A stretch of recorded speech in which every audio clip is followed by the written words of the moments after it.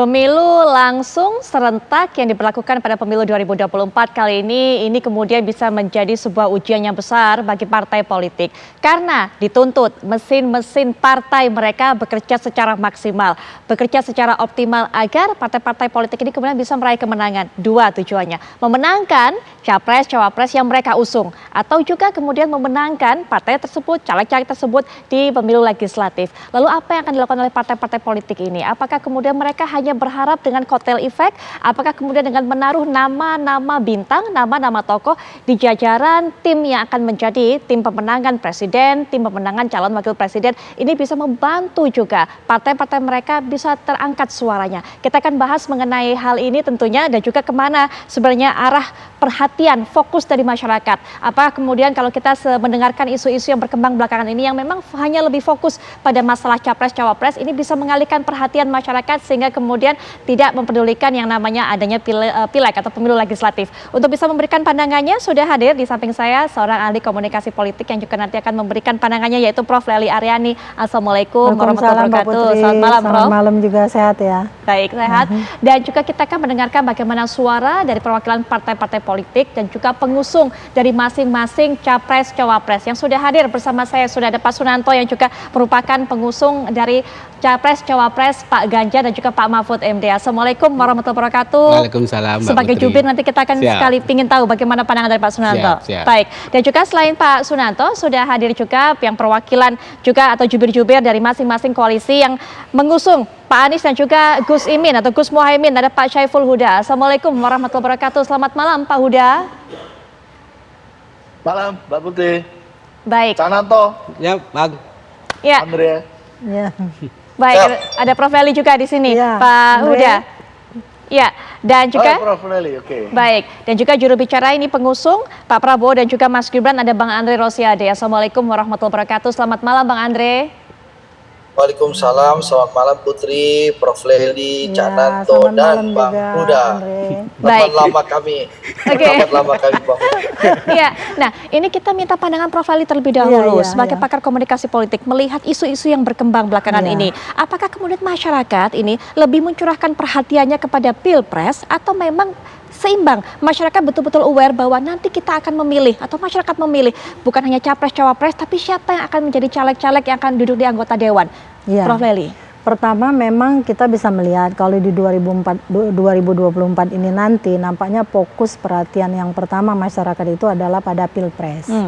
Ini karena jangan lupa ya bahwa pertandingannya itu pada figur sebenarnya, jadi bukan pada partai politik.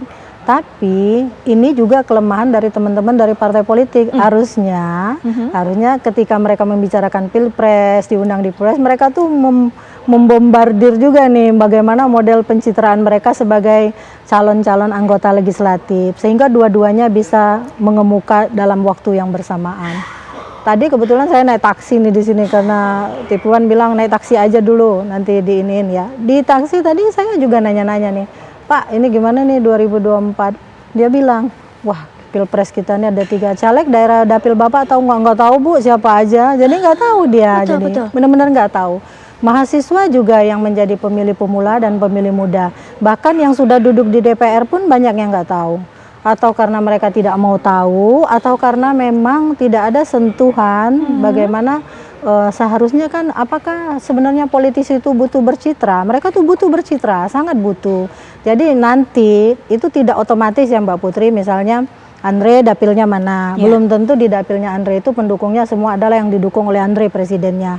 Jadi di sana juga mereka butuh bermain imajinasi pencitraan itu seperti apa, sehingga antara sosok Pilpres yang mereka usung dengan sosok mereka sendiri sebagai politisi ya Mas ya, Mas Wianto juga, jadi langsung nyambung nih.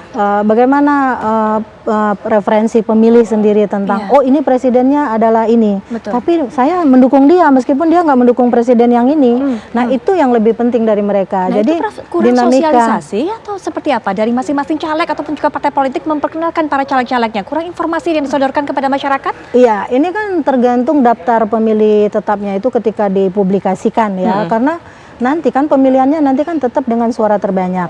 Artinya tidak penting mereka ada di urutan nomor berapa, yang penting kayak Andre sih udah terkenal, Mas Yuda juga, Mas Yanto juga mungkin udah terkenal. Tapi bagi mereka-mereka yang belum terkenal, itu dinamikanya lebih harus menonjolkan bagaimana mereka harus bercitra. Itu yang lebih penting. Meskipun ada beberapa tokoh juga sih, dia ada di urutan nomor 26, tapi dia terpilih dengan suara terbanyak.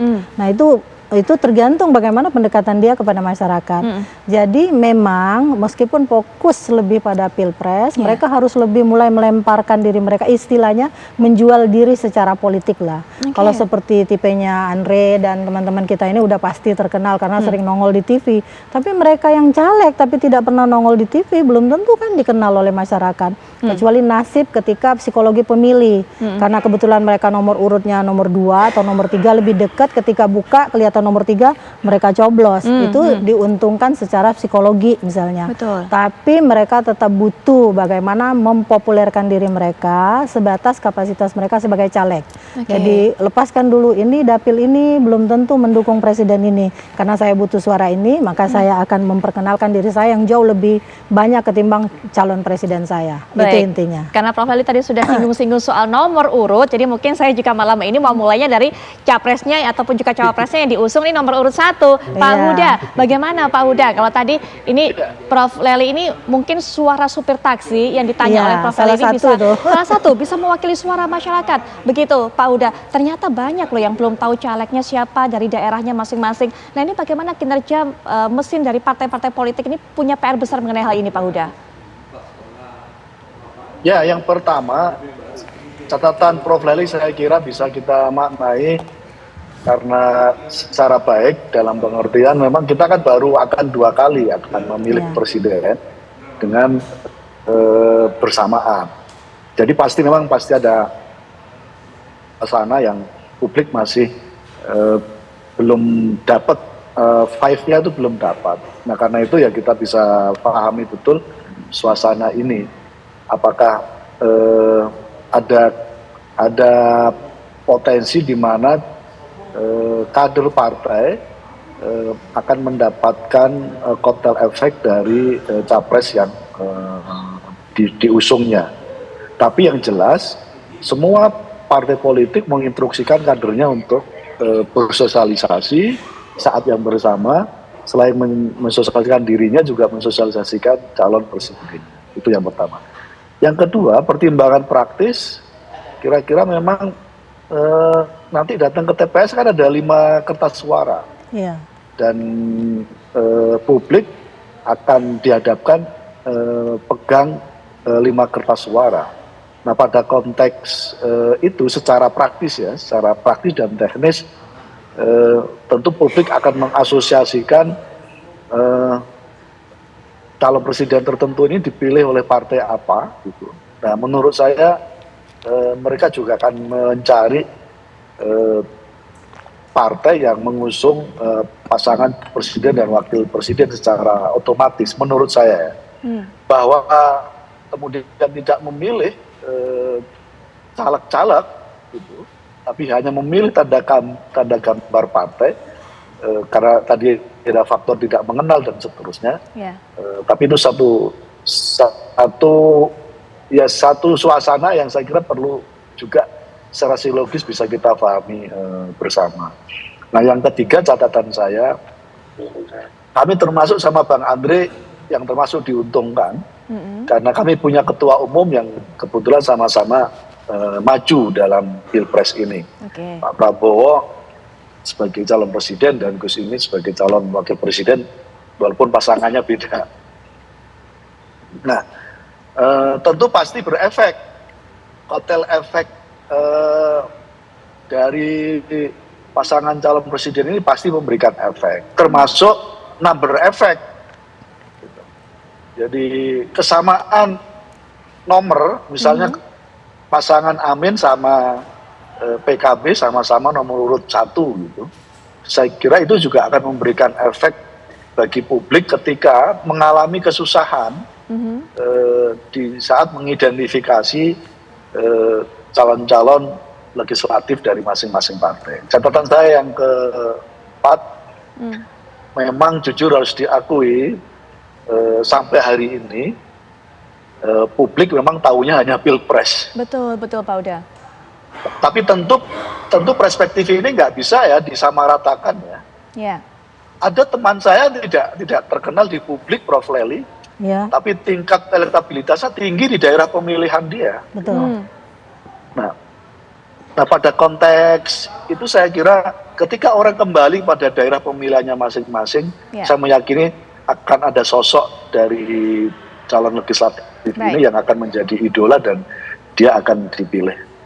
Baik Pak Huda, mungkin sampai poin itu dulu. Nah ini kalau kita lihat kan memang suara untuk partai politik, suara untuk para caleg ini agak tertutup dengan bayang-bayang suara masyarakat, keingintahuan masyarakat, antusiasme masyarakat untuk bisa melihat dan juga memilih capres dan juga cawapresnya. Bagaimana kemudian Bang Andre nanti menyiasatinya, kemudian juga Pak Nanto, tapi kita akan dengarkan jawaban mereka setelah jeda, kami sudah kembali saat lagi.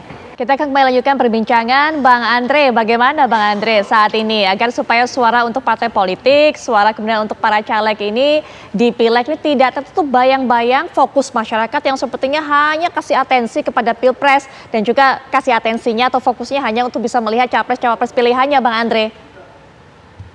Ya, tentu sekali lagi dengan Pilpres dan Pileg bersamaan, ya kita harus akui bahwasannya fokus masyarakat tentu lebih tersita kepada pemilihan presiden dibanding pemilihan legislatif. Nah, tapi tentu saya rasa seluruh partai sudah punya pengalaman sejak 2019 bahwa pemilihan langsung antara Pileg dan Pilpres bersamaan tentu kita sudah punya strategi. Nah, saya bicara dalam konteks saya nih, konteks saya sebagai jubir TKN, anggota Dewan Pembina Partai Gerindra, Ketua DPD Gerindra Sumatera Barat, dan insya Allah juga Ketua Tim Kampanye Daerah Prabowo Gibran ya.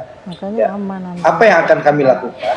Kami di Gerindra itu sudah mempersiapkan dari awal. Apa yang kami siapkan bahwa kampanye kita bersamaan sekaligus kampanye Pak Prabowo sebagai presiden maupun kampanye Partai Gerindra. Itu yang saya lakukan selama ini. Jadi setiap saya begini Mbak, saya misalnya kemarin Jumat, Sabtu saya ada di Sumatera Barat, lalu hari ini Minggu saya ikut TKN mendampingi Mas Gibran tadi, lalu juga acara nanti rapat di TKN, nanti hari sampai Senin saya, lalu Selasa sampai berapa hari ke depan saya insya Allah akan di Sumatera Barat lagi berkeliling itu mengkampanyekan Pak Prabowo dan Mas Gibran sekaligus mengkampanyekan diri saya sebagai calon anggota DPR RI. Jadi ini sinergis.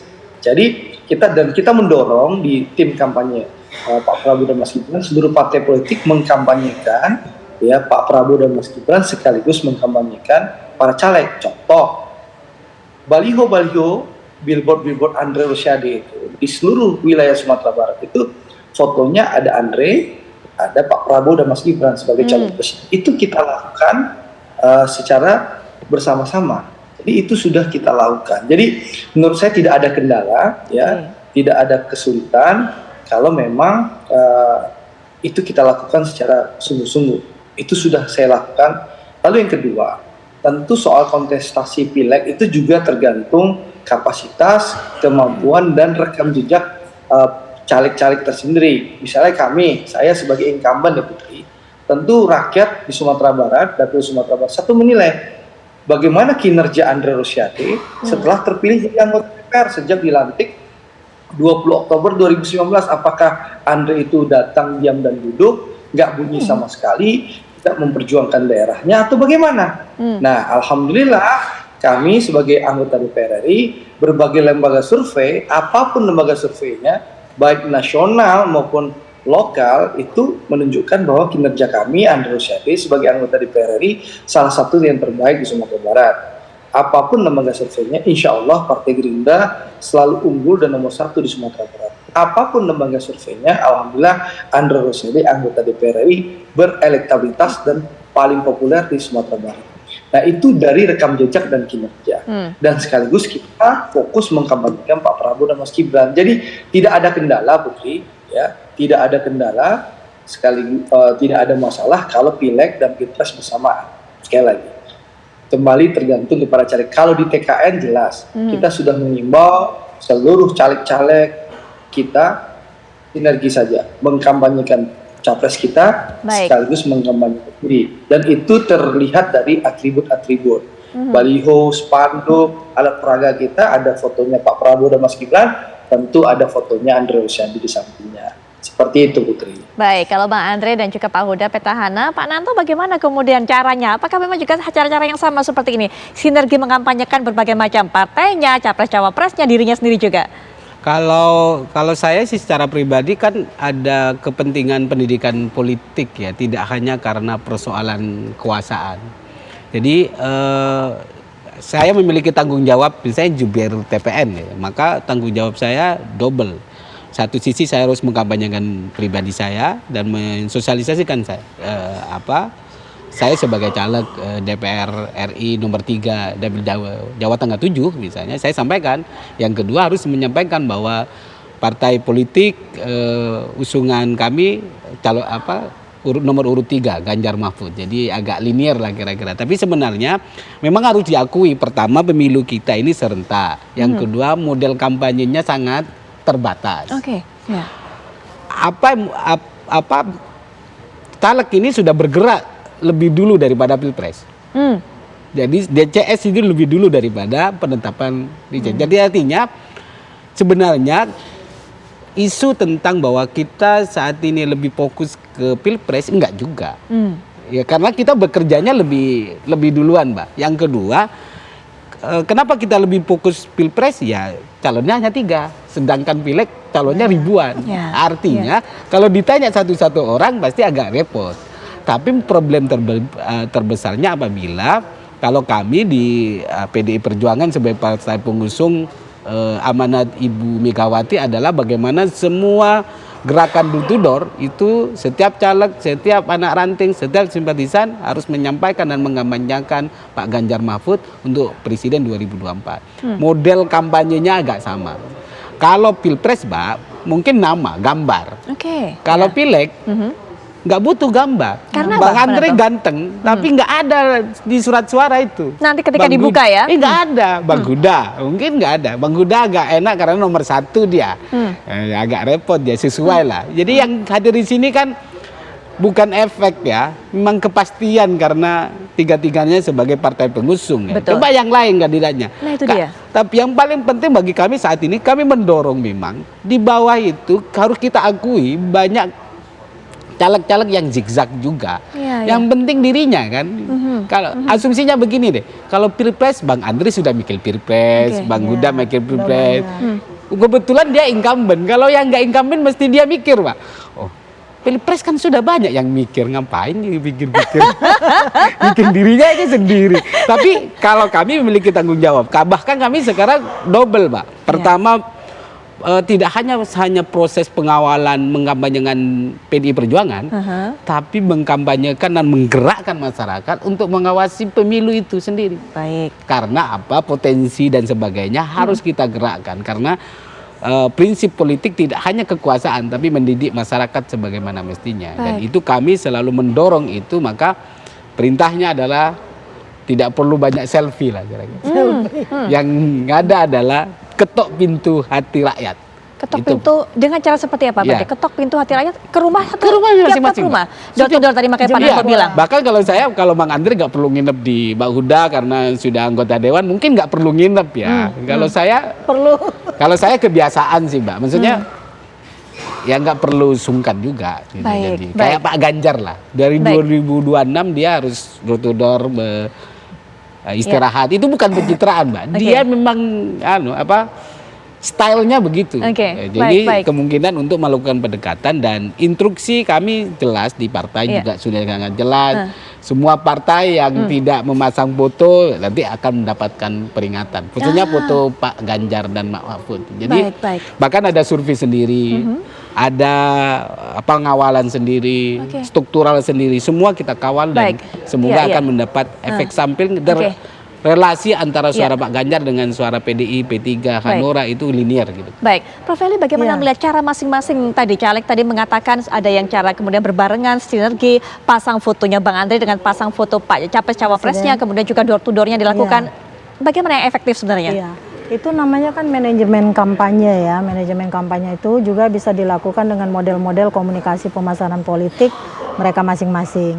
Tapi yang jelas Mbak Putri, di 2019 itu hasil penelitian dari seluruh lembaga survei mengatakan party ID itu kan rendah banget, 6,8% kalau nggak salah. berarti ada 92% lebih, 93% lebih itu yang menganggap sebenarnya mereka itu lebih terwakili oleh anggota dewan. Jadi bukan oleh partainya. Tapi ketika itu diturunkan dengan bagaimana menilai keterwakilan Anda lewat partai politik, paling tinggi memang PDIP ya 2019, disusul oleh Gerindra, baru Golkar, Demokrat dan seterusnya. Nah ini artinya dari gambaran itu teman-teman yang sekarang menjadi caleg itu sudah bisa membaca kalau party ID-nya rendah berarti yang lebih menonjol itu selama ini yang dipikirkan oleh rakyat itu politisinya. Nah karena politisinya harusnya di 2024 mereka melakukan pola yang sama dengan yang dilakukan oleh caleg-caleg waktu di 2019 sehingga party ID yang rendah tadi tapi terwakili oleh politisinya. Artinya tadi kan Mas Sunanto sudah menyatakan bahwa tentang Pilpres sudah banyak yang bekerja. Betul. Sudah banyak yang bekerja. Jadi intinya mereka memang, saya bilang tadi dari awal, kalau Andre nggak jadi masalah, mau Andre nggak naruh fotonya di samping foto Pak Presiden, orang sudah tahu Andre caleg potensial gitu kan. Mas Yuda juga termasuk Mas Nanto. Artinya mereka-mereka yang di nomor urut yang lain, jangan lupa psikologi pemilih tadi. Saya termasuk beberapa kali pemilihan, saya tuh kadang-kadang malas membaca sampai ke bawah. Bahkan ketika saya sudah selesai mencoblos, teman saya baru telepon, awas ya kalau nggak coblos aku. Lalu saya bilang, kenapa kamu nggak bilang dari kemarin? Tadi saya udah selesai nyoblos yang lain, yang nomor urutnya lebih cepat saya baca. Itulah psikologi pemilih. Sebenarnya pemilih kebanyakan dari hasil penelitian mahasiswa saya itu menyatakan mereka itu lebih menentukan pilihannya tuh 5 menit sebelum masuk ke bilik suara. Jadi memang harus diingatkan tentang diri kita sebagai caleg yang mencalonkan diri, yang saya bilang tadi butuh bercitra. Memang ada di dapil-dapil tertentu mereka itu tidak terkenal, tidak masuk media massa, tapi mereka punya modal sosial, Mbak Putri, sehingga lebih potensial juga untuk dipilih. Mereka merasa langsung terwakili, ini kalau jadi bakalan kami diwakilin bener nih. Sekarang aja misalnya ngopi bareng aja nggak sungkan, meskipun nanti setelah terpilih kan nomor HP mereka ganti juga, misalnya kan gitu. Intinya mereka merasa dekat duluan lah gitu. Baik, Prof. Lely. Nah kalau tadi kita lihat memang bagaimana pandangan partai-partai politik ini, tiap koalisi yang mengusung masing-masing capres-cawapres, ini kalau yang dari PKB, kemudian dari Gerindra, dari PDIP mungkin ada lebih kemudahan karena memang nomor urut mereka juga sama dengan capres-cawapres yang diusung. Tapi bagaimana kemudian dengan partai-partai lainnya, apakah kemudian juga merasakan kotel efek? Nanti setelah jeda kami juga bawa Anda untuk bisa mendengarkan sebenarnya bagaimana perhatian fokus masyarakat saat ini. Apakah betul-betul aware, apakah betul-betul mengerti nanti akan memilih siapa, caleg siapa di daerah mereka masing-masing, atau memang pikirannya hanya tertuju pada capres-cawapres? Sesaat lagi. Baik pemirsa, untuk mengetahui semengerti apa masyarakat terhadap pemilu legislatif, semengenal apa masyarakat terhadap para caleg yang mereka akan pilih, dan apakah sudah menentukan pilihannya kepada para caleg-caleg ini yang akan mewakili suara mereka, jadi bukan hanya mengenai capres ataupun juga cawapres. Kita akan langsung saja mengetahui suara masyarakat bersama rekan kami Nofri Afandi. Silakan Nofri.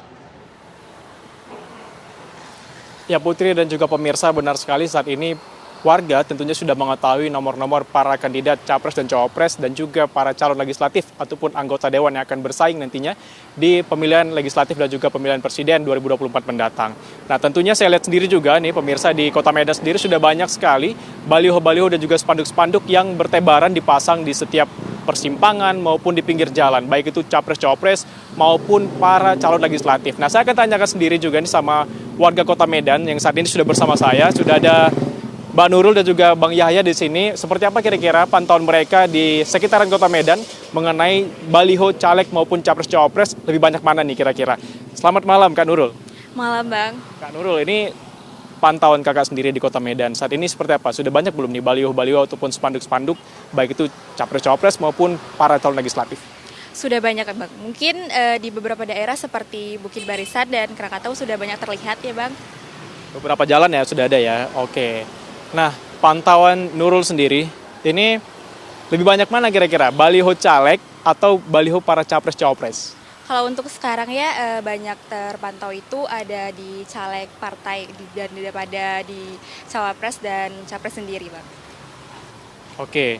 Nah, sebelumnya sudah menentukan belum pilihan ini untuk di pilihan legislatif maupun pilpres? Tapi jangan sebut nama ya, sudah belum kira-kira? Sudah Bang. Sudah ada ya, sudah punya ya. Nah, ini kan para capres-cawapres maupun para caleg ini sudah berlomba-lomba ya untuk sosialisasi di sosial media. Kira-kira pantauannya untuk Nurul sendiri seperti apa nih di sosmednya? Kalau untuk itu sosialisasi dari para pasangan sendiri sudah dengan banyak gaya ya Bang. Kalau dari yang paling unik itu mungkin dari salah satu pasangan capres kita yang beberapa hari belakangan ini muncul di beberapa platform sosmed yang banyak diminati dan digemari oleh para Gen Z saat video beliau itu tersebar dengan hewan peliharaannya Bang. Mungkin itu jadi daya tarik sendiri ya bagi para kaum Gen Z. Tapi untuk caleg pernah lihat nggak di sosmed atau muncul di sosmednya Nurul? Pernah Bang, pernah Bang. Tapi nggak semasif dari capres-cawapres ya? Iya Bang. Oke Nurul, saya boleh tanya sama temannya ya. Bang Yahya, sama nih pertanyaannya. Kira-kira Abang pantauannya di Kota Medan seperti apa untuk baliho-baliho para kandidat caleg ini? Kalau baliho-balihonya itu kebanyakan yang caleg dan partai-partai ya Bang. Kalau misalnya kayak cawapres-capres itu masih kurang di Kota Medan ini Bang. Masih kurang ya Abang kalau pantauan Bang Yahya sendiri ya? Iya. Oke, nah kira-kira Abang untuk di sosmed Abang sendiri yang pernah Abang lihat lebih banyak mana nih? Para calon legislatif nih yang sosialisasi di sosmed maupun TikTok, Instagram dan sebagainya, atau para capres-cawapres yang saat ini tengah gencar-gencarnya nih untuk sosialisasi?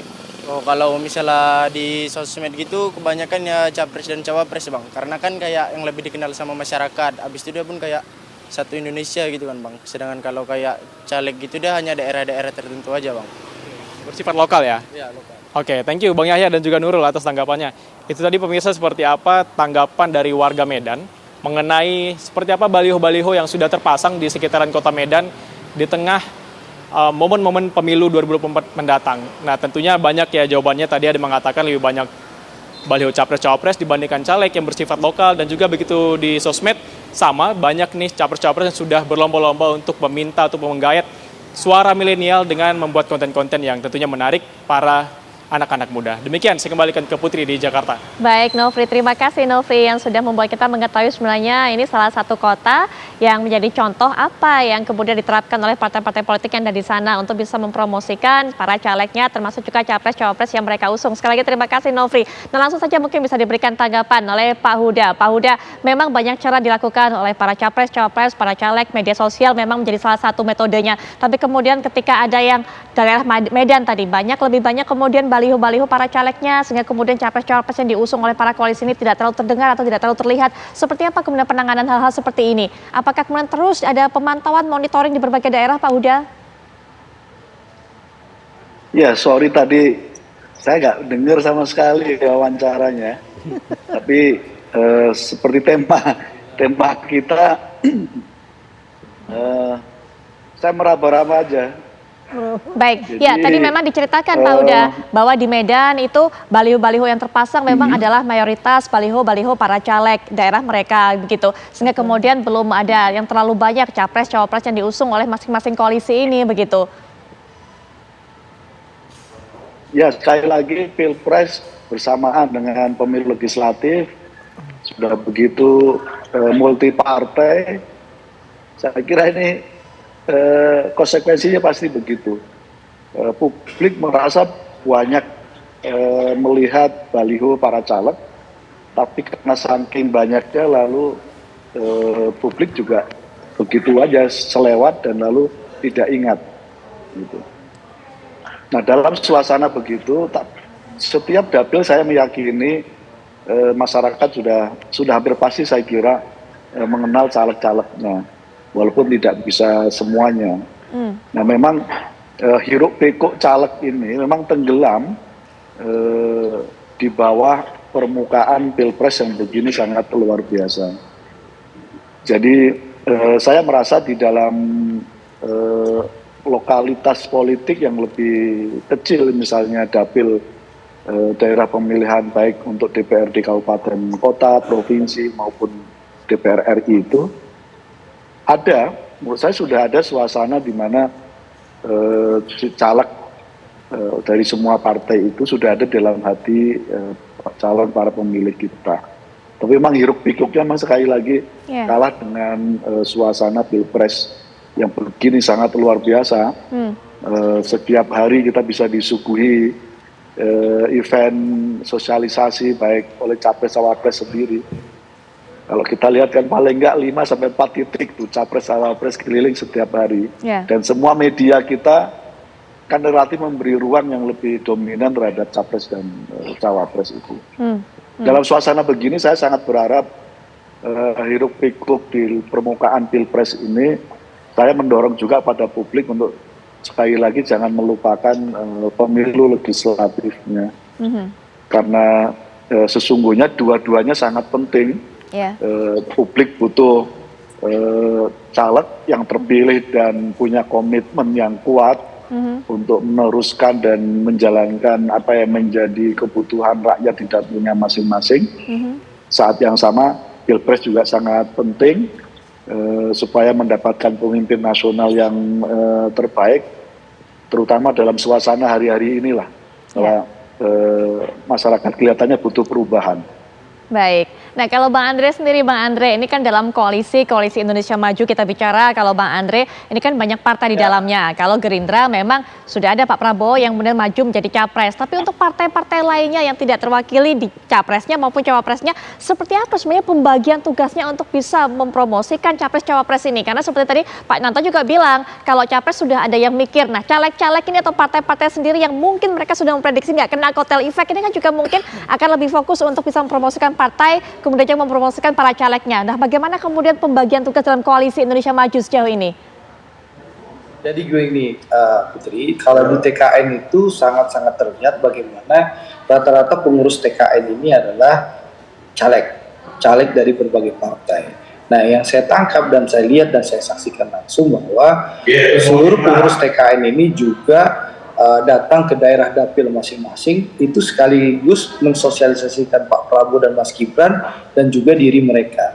Dan soal atribut pun kita di TKN sudah mengirimkan bagaimana soal dokumen foto Pak Prabowo dan Mas Gibran yang resmi, sehingga foto ini akan dipakai oleh caleg-caleg kita dari seluruh partai untuk dipasang di baliho dan atribut-atribut dan alat peraga yang lain. Nah, kenapa sekarang belum terlihat masif? Karena memang aturan mainnya, nomor urut dan pemasangan itu nanti resminya mulai mainnya tanggal 28. Insya Allah setelah tanggal 28 itu akan terlihat secara masif caleg-caleg Gerindra, Golkar, PAN, dan partai-partai lain, semua 8-9 partai yang mendukung Pak Prabowo dan Mas Gibran itu akan terlihat masif di seluruh Indonesia, karena memang aturannya nanti setelah tanggal 28. Dan kita sudah mengirimkan dokumen resmi foto yang sudah di-ACC oleh TKN. Insya Allah setelah tanggal 28 akan ramai.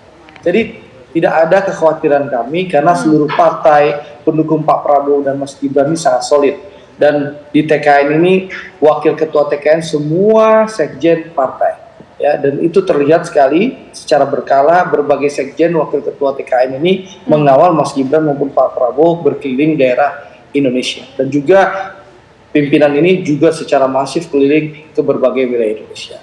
Jadi ini memang belum terlihat masif sekali lagi karena setelah tanggal 28 insya Allah akan masif. Baik. Seperti itu, Putri. Ya, kalau partai-partai juga ini pengusung Pak Ganjar dan juga Pak Mahfud MD seperti apa kemudian pembagiannya, logistiknya juga termasuk, karena sempat yang saya singgung tadi, Pak Nanto, kalau PDIP ini kan sudah memang Pak Ganjarnya adalah PDIP, tapi untuk P3 dan sebagainya bagaimana kemudian mereka jangan-jangan ya sudahlah itu urusan hanya PDIP saja karena kita terus berjuang untuk bisa mendapatkan suara termasuk untuk caleg kita? Enggak, malah bahkan kami koordinasinya sangat erat. Mas Hanura, Perindo, P3 dan PDIP itu satu bagian dari gerakan yang sama untuk misalnya yang belum yang di Senayan kan PDIP dan P3, Perindo dan Hanura. Jadi kami diberikan tugas untuk saling membantu satu sama lain secara pencalekan. Jadi secara Pilpres itu kan ada kewajiban semua, misalnya secara kader Pak Mahfud bagian dari integral dari P3 misalnya. Ada Pak Sandiaga Uno juga menjadi bagian dari yang menggerakkan itu semua. Jadi peran-peran penting dari tokoh-tokoh yang ada di situ di dalam partai juga menjadi sangat penting. Yang kami komitmenkan adalah bahwa kami tidak hanya soal menang Pilpres tapi juga menang Pileg bareng-bareng. Jadi saling topang sehingga komitmen bersama untuk memenangkan satu Pileg dan Pilpres menjadi satu kesatuan. Jadi dorongannya adalah saling bantu membantu. Itu yang selama ini digerakkan dan baik Pileg dan Pilpres menjadi satu kesatuan. Yang paling penting sekarang sebenarnya kita kan kolaborasinya tidak. Kalau RI itu kan agak tinggi, Mbak. Kalau pertarungan politik yang paling keras itu sebenarnya di tingkat kabupaten kan. Pileg caleg-caleg di tingkat kabupaten. Maka dorongan emosional kita adalah bagaimana memanfaatkan dan mendorong caleg-caleg kabupaten untuk menjadi bagian penting dari proses pemenangan presiden. Baik. Jadi tidak hanya soal DPR RI. Kalau DPR RI jauh, Pak. Grid ininya sangat jauh. Pilpres juga sangat jauh. Pilpres menjadi sangat menarik karena hanya 3 pasang seperti saya yang katakan tadi. Tapi kalau Pileg kan ribuan.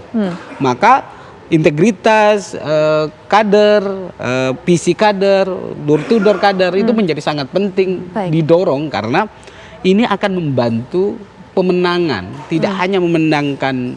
Tidak, sekali lagi di Pileg itu jangan sampai memikirkan dirinya karena kalau dirinya aja besar tapi BBP-nya tidak lolos, tidak banyak. Misalnya hanya partai satu orang yang bekerja, kandidat-kandidat lainnya nggak bekerja.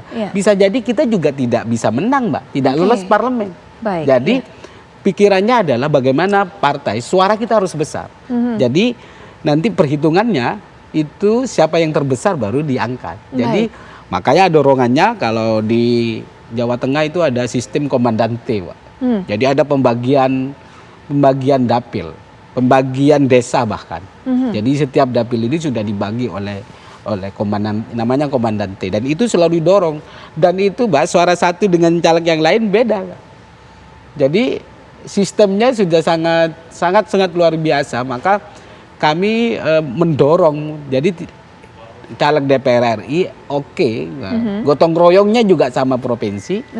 Gotong royongnya juga sama kabupaten. Semua distribusi logistik misalnya, baik baliho dan sebagainya, semuanya sama, Mbak. Kalau sekarang ditetapkan, kalau yang sekarang mungkin ya kata rakyat masyarakat tadi, banyak kader baliho. Mungkin waktu kita sosialisasi waktu DCS, Mbak.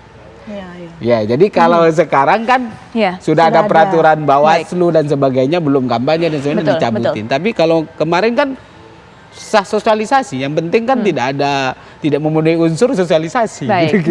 Artinya kami masih meyakini, Mbak Leli, Prof, bahwa suara partai akan lebih linear dengan suara presiden. Nah, nanti kemudian kita akan lanjutkan lagi. Prof juga bisa berikan pandangannya mengenai hal ini, tapi setelah jeda kami sudah kembali.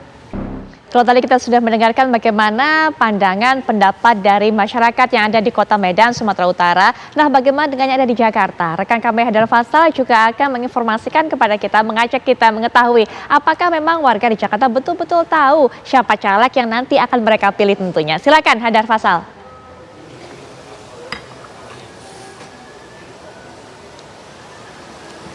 Ya baik Putri dan juga pemirsa, memang meskipun masa kampanye ini baru saja akan dimulai pada tanggal 28 November hingga 10 Februari yang akan datang, namun nyatanya sudah banyak sekali calon-calon legislatif ataupun bahkan capres dan juga cawapres yang melakukan sosialisasi kepada masyarakat. Berbagai cara dilakukan, mulai dari cara-cara konvensional hingga cara-cara yang sedikit lebih modern untuk meraup suara anak muda. Nah, saya akan coba berbincang dengan sejumlah masyarakat, melihat apakah kemudian masyarakat menilai sosialisasi yang dilakukan oleh caleg ataupun capres-cawapres ini sudah masif atau belum. Di sini sudah ada sejumlah kakak-kakak yang cantik nih. Kak, boleh tahu namanya siapa? Aku Meidina Wulandari. Kak Meidina, boleh tahu nggak apakah Kak Meidina melihat sudah banyak sosialisasi yang dilakukan oleh calon legislatif, Pak? Pernah sih, karena aku aktif sosial media, terutamanya TikTok. Jadi sering lewat beberapa kali itu mengenai pendekatan dari capres-cawapres ke masyarakat gitu. Contohnya seperti apa tuh, Kak? Contohnya kayak kalau misalnya dari aplikasi sih kayak banyak banner-banner, terus sama pendekatan masyarakat kayak sekolah-sekolah gitu loh, Kak. Ya, kalau Kakak namanya siapa? Halo, nama aku Safira. Kak Safira gimana melihatnya sudah banyak sosialisasi yang dilakukan oleh caleg ataupun capres-cawapres, Kak? Karena saya dari Tasik ya, kalau di Tasik sendiri lebih ke baliho-baliho besar sih kalau misal untuk sosialisasi. Kalau misal untuk terjun ke masyarakat di Tasik sendiri masih kurang ya, masih belum dibandingkan dengan Jakarta gitu sih. Kakak-kakak ini melihatnya lebih masif mana? Sosialisasi yang dilakukan oleh calon legislatif ataupun para capres-cawapres nih Kak? Kalau untuk dibandingkan dengan Jakarta ya pastinya kalau di Tasik sendiri itu lebih ke caleg ya, karena emang setiap hari kita ada di jalan-jalan ya lewat-lewat itu pasti lebih banyak anggota-anggota legislatif yang caleg gitu. Oke, kalau menurut Kakak gimana? Lebih masif caleg atau capres-cawapres yang melakukan kampanye? Jawabannya hampir sama sih karena aku dari daerah yang sama. Tapi kalau di sosial media mungkin lebih ke capres-cawapres sih yang lebih sering lewat gitu aja. Lalu Kak, Kakak melihatnya ini sudah maksimal belum sih sosialisasi yang dilakukan oleh caleg ataupun capres-cawapres untuk mengenalkan diri kepada masyarakat? Ya seperti yang tadi aku bilang juga kan, karena di Tasik juga baru ada baliho. Pastinya kalau misal untuk maksimal atau belumnya, ya belum, soalnya karena emang masih belum banyak sosialisasi untuk ke mahasiswa atau ke masyarakat, seperti itu. Kan juga ada banyak cara yang dilakukan, mulai dari konvensional, baliho-baliho, ataupun media sosial. Kakak melihat ini... Aku Dwiva. Oke. Kak melihatnya lebih efektif mana sih? Cara konvensional atau cara yang lebih modern melalui media sosial? Lebih ke sosial media. Kenapa? Karena untuk cakupannya lebih luas. Kalau di baliho takutnya nanti kan terkena angin jadi rusak gitu, jadi lebih efektif di media sosial gitu. Akhirnya Kak, mungkin harapannya ke depan nih di masa kampanye nantinya bagaimana harapannya Kak? Ya harapannya sih paling utama itu semoga lancar-lancar terus ya, lancar terus untuk kampanyenya, dan semoga untuk program-program yang sudah disampaikan itu terlaksana. Harapannya?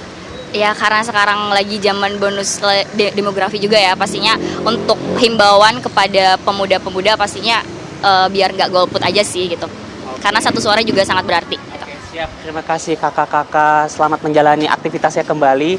Ya pemirsa, itulah tadi perbincangan saya bersama dengan sejumlah masyarakat yang cantik-cantik, yang mana memang mereka berharap di pemilu nantinya, khususnya di masa kampanye ini bisa berakhir damai dan juga lancar tentunya. Untuk sementara demikian, Putri saya kembalikan ke studio. Baik, terima kasih Haidar Faisal. Langsung saja sebagai penutup juga di segmen perbincangan ini, masing-masing narasumber juga akan memberikan pandangan ataupun kalimat penutupnya. Prof. Elia, apa yang harus dilakukan supaya semuanya balance? Bisa promosi caleg, iya, promosi partai suaranya juga bisa masuk, ya, capres-cawapres juga keturutan begitu? Iya, dari gambaran yang disampaikan masyarakat Medan tadi, meskipun 2-3 orang ya, dan satu sebenarnya yang ditanya warga Jakarta, kebetulan yang dapat bukan warga Jakarta Mbak Putri ya.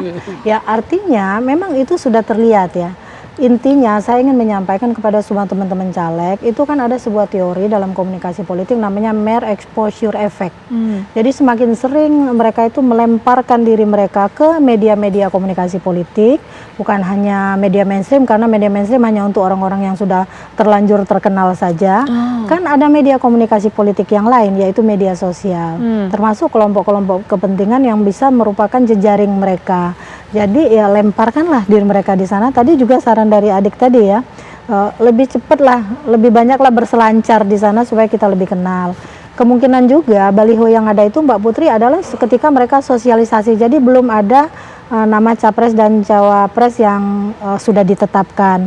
Artinya sekarang kan instruksi dari semua partai politik saya kira pasti akan berdampingan itu, seiring-seiring. Tapi jangan lupa, jadi jangan menonjolkan capresnya aja, meskipun kita juga berharap, mungkin mereka juga berharap ada kutil efek di dalamnya yang mereka bisa dapatkan dengan mendampingkan foto mereka dengan di belakangnya ada calon presiden yang mereka usung.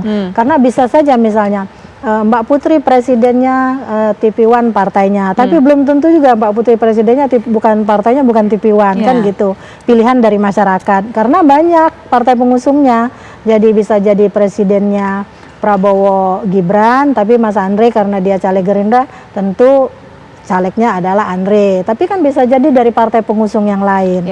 Nah, maka gunakanlah yang ragam teori yang saya sebutkan tadi. Dengan demikian mereka tentu akan juga sama menonjolnya dengan capres dan cawapres, dan diri mereka sebagai orang yang ingin dipilih, yang suara rakyat ingin mereka gugah, sehingga keterpilihan di parlemen itu bisa terbayang di depan mata. Baik, penutup juga dari Pak Huda. Silakan Pak Huda, strateginya. Udah pergi. Pak Huda masih bersama kami? Ya, silakan Pak Huda, penutup. Ya, silakan. Tanggal 28 November kita akan memasuki masa kampanye.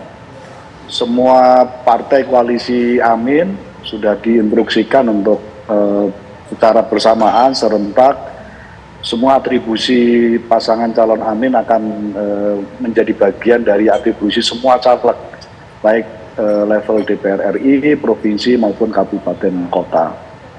Saya kira akan lebih baik aspirasi publik, pilihan capresnya itu utuh juga menjadi bagian dari aspirasi pilihan partainya. Kalau kami ada 3 partai, artinya kita berharap semua yang mengapresiasi dan ingin menyoblos pasangan Amin, kita sangat berharap untuk menjadi bagian dari kekuatan 3 partai politik ini. Supaya semua agenda perjuangan, janji dan komitmen kerja pasangan Amin nanti insya Allah menang dalam Pilpres ini bisa kita laksanakan dengan baik ketika 3 partai ini mendapatkan posisi yang strategis, yang cukup maksimal nanti di Senayan di DPR RI. Baik. Yang terakhir juga penutup, silakan Pak Nanto. Ya, kalau kami melihatnya begini, jadi seperti yang saya katakan di awal bahwa setiap caleg yang baik dari PDI Perjuangan, P3, Perindo, dan Hanura ada kewajiban untuk mensosialisasikan tentang calon dukungan terhadap calon presidennya. Itu sebagai bagian dari linier lagi, apalagi menyampaikan 2 visi. Misi tentang calegnya, yang 2 misi tentang capresnya. Semua dilakukan dengan cara-cara yang elegan, door to door, untuk mengutuk hati rakyat, karena prinsipnya bagaimana bangsa maju ke depan di tangan orang yang tepat yang memiliki pengalaman. Baik, Pak Nanto terima kasih, kadernya Prof. Ali juga terima kasih sudah memberikan pandangan. Pak Huda juga terima kasih sudah ikut berbincang dalam Apa Kabar Indonesia Malam kali ini melalui daring. Dan apa yang kami bincangkan tadi juga bisa menjadi bekal Anda untuk terus menambah wawasan Anda mengenai adanya pileg dan juga pilpres. Karena kami kabarkan Anda putuskan.